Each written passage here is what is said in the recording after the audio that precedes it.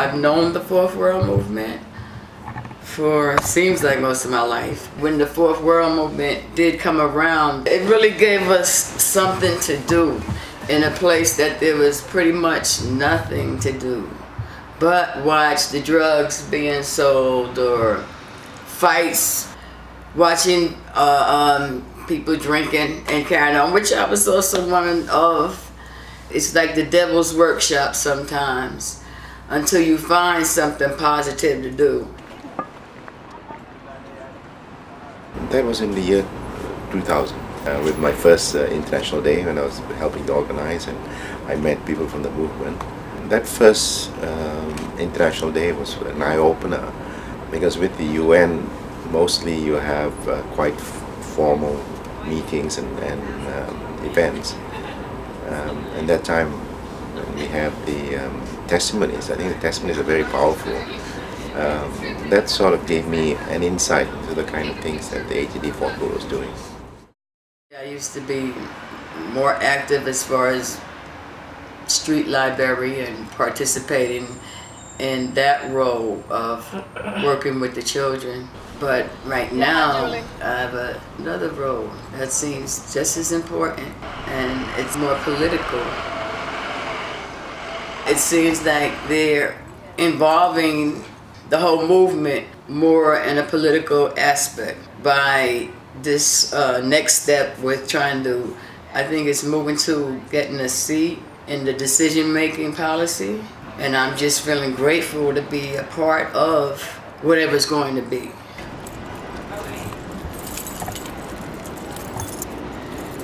When I look at the kinds of sacrifices and the work that's been done by active members in the ATD Fourth World movement, and I feel very humble because it's a very small contribution that I'm making. Very often we come with preconceived ideas, especially if you're an academic. You have some preconceived ideas that you know the solution, you work very hard to find a solution. And some of these, when you listen to voices of the poor, what you listen is a very different point of view. And some things which appear very obvious, unless you listen very carefully, you don't catch the point that they're trying to make.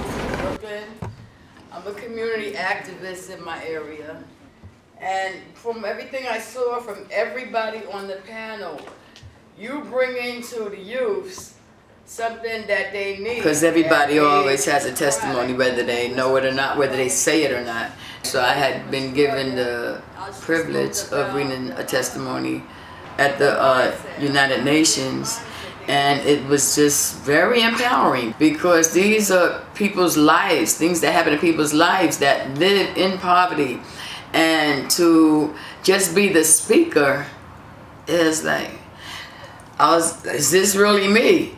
And it's just uplifting, just being there and able to share and having people of importance listening to you, listening to your words coming out, somebody's testimony, somebody's real alive testimony, like a feeling that you can't necessarily totally explain, but that you feel overwhelming completion.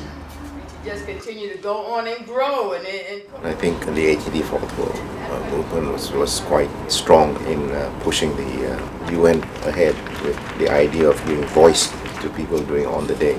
In the position that I'm in right now, I have the opportunity to bring some of these ideas about the importance of participation, the importance of taking into account the contributions of people outside the UN to the whole process of reducing poverty and poverty eradication. And it's important for everyone is the recognition of the right of everyone to have voice, and also the dignity. I think we tend to lose sight of that everybody has dignity, regardless of whether they're rich or poor, they have the same right. All of this is helping to feed the energy in the fight, and helping to show you some more ways that you can do things in a positive nature. And we say that it shouldn't be just one day that's a poverty day. Oh, absolutely not. Every single day. That's right. Okay, well, nice meeting you. Yeah. Today, both Emma and Donald are still very active and committed to overcoming poverty. Donald Lee retired from the United Nations in 2011.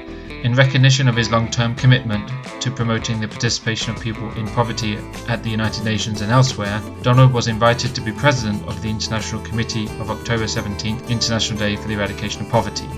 Emma Speaks recently graduated and is employed as an IT engineer. She continues to be actively involved in anti-poverty work in her community and was asked to join the board of directors of the Fourth World Movement, USA. She is relentless in continuing to organize a yearly block party on Montauk Avenue, East New York.